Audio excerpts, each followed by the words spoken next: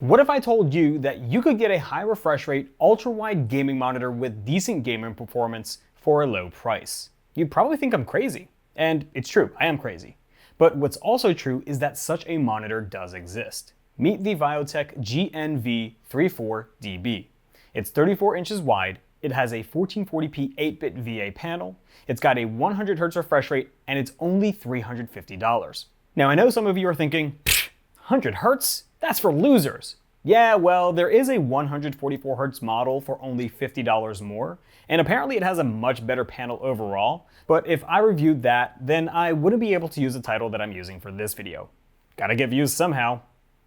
Just like I gotta get you to know about today's sponsor, Out of Stock.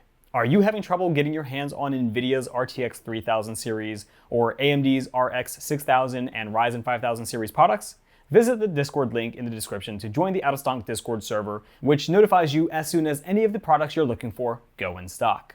Let's get on with the review, starting with the pixel response times. It has an advertised 5 millisecond response times and has 4 different overdrive levels: off, low, medium, and high. Starting at 100 Hz, this is how the Viotech looks. With the overdrive set to off, you have your typical smear that you would see with your standard VA panel.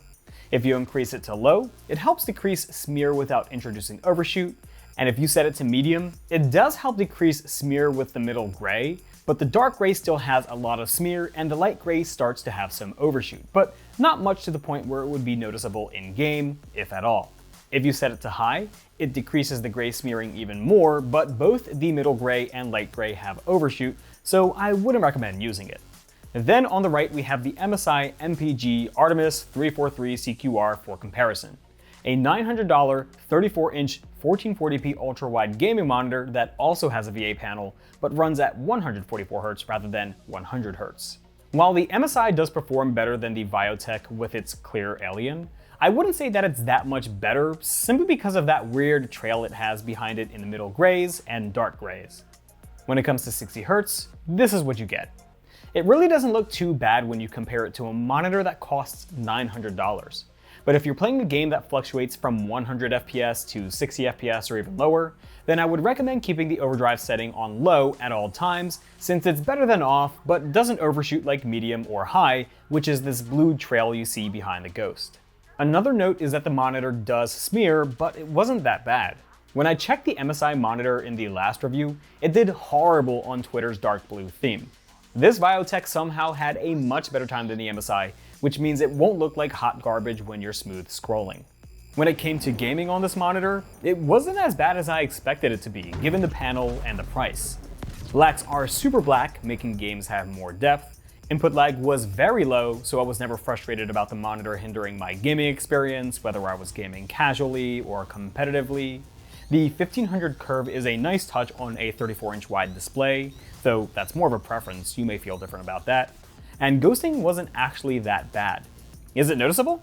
Yeah, but I only noticed it when I was actually looking for it. If I was too focused or too into what I was doing, I didn't notice it at all. But being that I was playing Star Citizen almost the entire time of using this monitor, ghosting was a little more noticeable than I suspect most other games will be, since Star Citizen is a space game and space is very dark.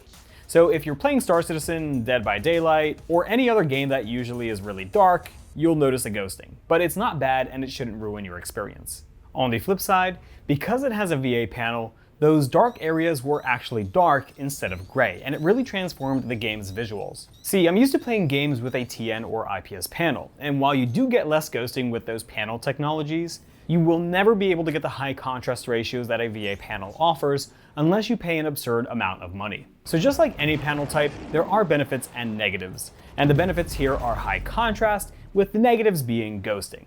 When it comes to the color performance, the Viotech covers an awesome 100% of the sRGB color space, 82% of the Adobe RGB color space, and 86% of the DCI-P3 color space. So you amateur and intermediate photo and video editors will be happy with the amount of color space coverage that this offers. However, if you are one of those people, you will need to calibrate this monitor to be able to do any accurate color work.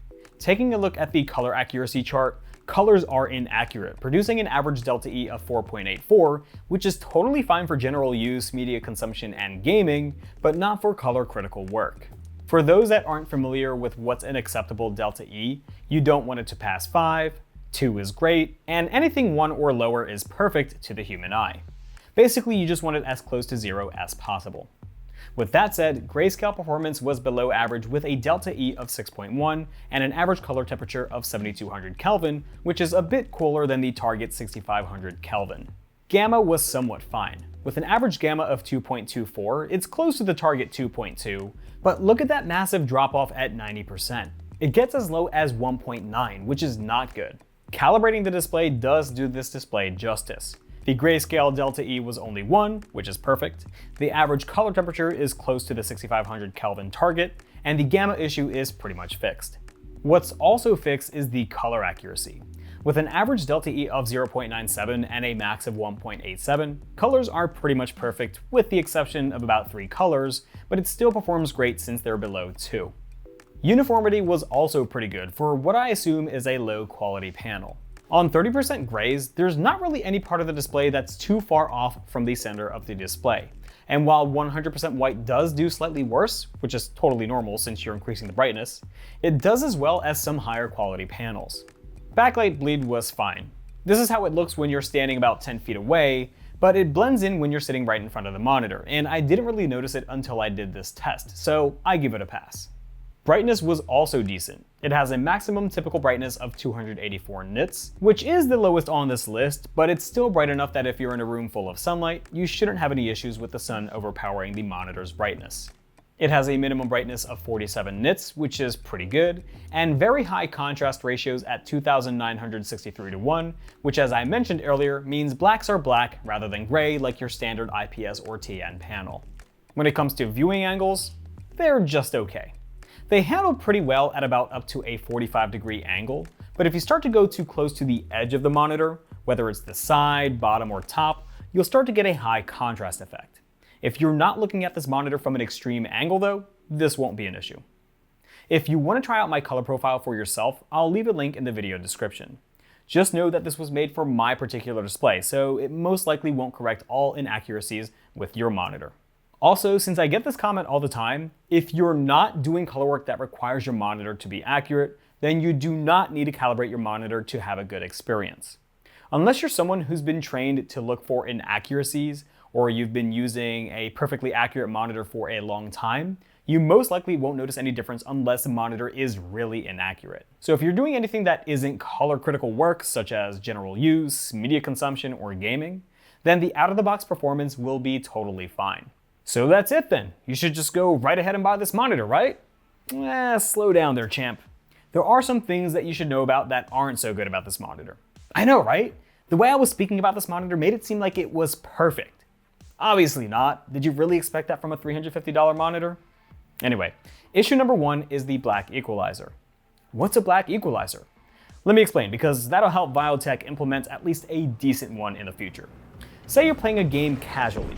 Usually you'll want the game to look as best as possible. This includes having those deep blacks that this VA panel provides. But what if you're playing a game competitively and you want to win?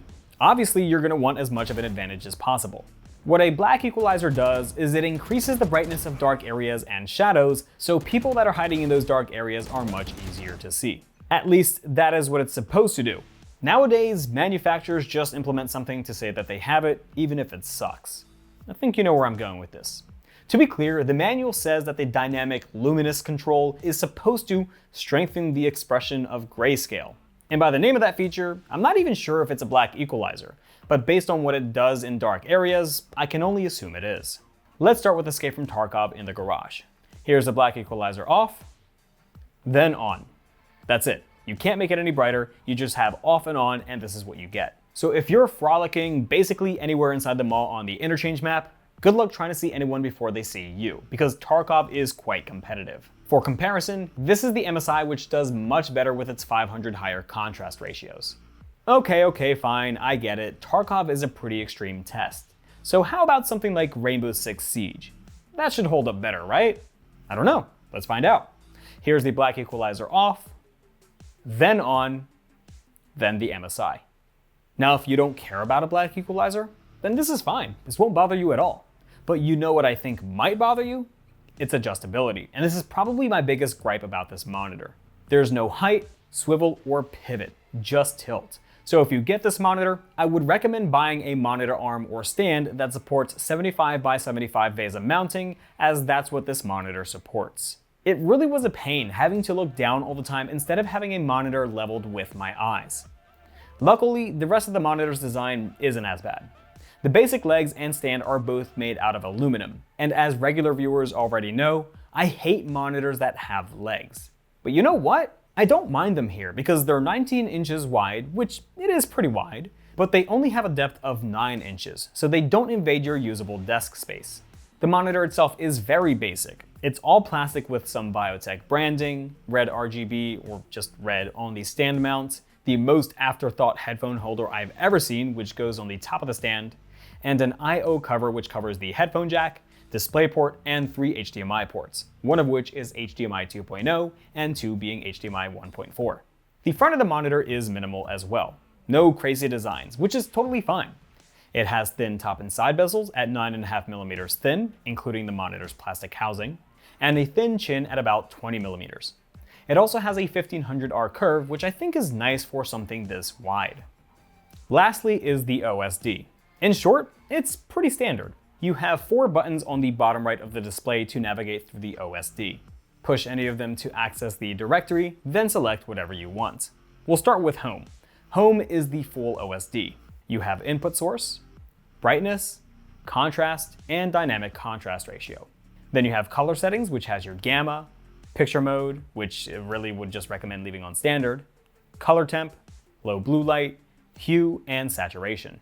Then picture quality settings, which lets you adjust your sharpness, response times, noise reduction, super resolution, and dynamic luminous control, which is the black equalizer. At least, again, that's what I think. Then you have display, which has your aspect ratio and LED mode.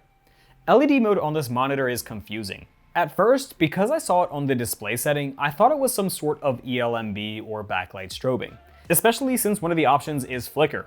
But no, this is to control the LED on the back of the monitor. I have no clue why Biotech thought this was a good idea to place this on display. Just makes no sense. But anyway, you have 3 modes: off, on, and flicker. Speaking of flicker, this is totally irrelevant, but when my girlfriend was doing the B-roll for this monitor, she thought something was wrong with the monitor since it kept blinking red. This is what triggered the realization of what I was controlling when I was adjusting the LED mode, thinking I was enabling some kind of backlight strobing.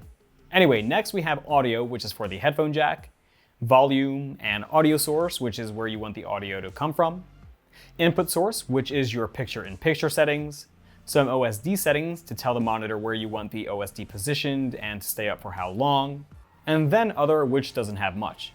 Oh, also this monitor has FreeSync. Back to the directory, we have a controller which, when you press the button sitting under that, enables the monitor's built-in crosshairs. Then we have Eco, which isn't even Eco. It's to cycle through the monitor's profiles. Then a button to quickly change between your limited or full range RGB. There's no soft or OSD, so everything you do will have to be controlled through these buttons. So in conclusion, is it worth $350 and should you get one? Starting with the is it worth the price question, of course it is. You're getting a lot for your money. A high refresh rate display, high contrast ratios, a 1440p resolution, 34 inches instead of having 2 small monitors with a giant bezel in the middle, decent colors out of the box, and good enough response times as long as you're not playing super dark games like Phasmophobia. The only issues I think this has is a poor black equalizer, which honestly most people don't even care about anyways, and a lack of adjustability. And for the price, I think it's a great deal. If you don't think it is, well then I hope you don't mind ponying up more than twice the price for something like the LG 34 PG83A-B. God, why do manufacturers have such stupid names? Anyway, for the price that you're paying, it's hard to complain with what you're getting, and this ticks a lot of boxes for the price while doing a lot of them well. However, if you're looking for a 144Hz option, as I mentioned in the beginning, there's a 144Hz model for $50 more with a panel that's apparently much better. I have no clue if it is, but if you guys want to see a review of that, let me know. As for this, as long as you can take advantage of a return policy, because I have no clue if you'll like it, and you won't either until you try it, then I think this is a good option. Thanks for watching. If you guys enjoyed the video, leave a like. If you disliked it, leave a dislike. If you want to check out any of the stuff I featured in this video, visit the links in the video description. Don't forget to join this out-of-stock Discord server if you want a higher chance of getting any of the new hardware. And as always, have a great day every day. Peace.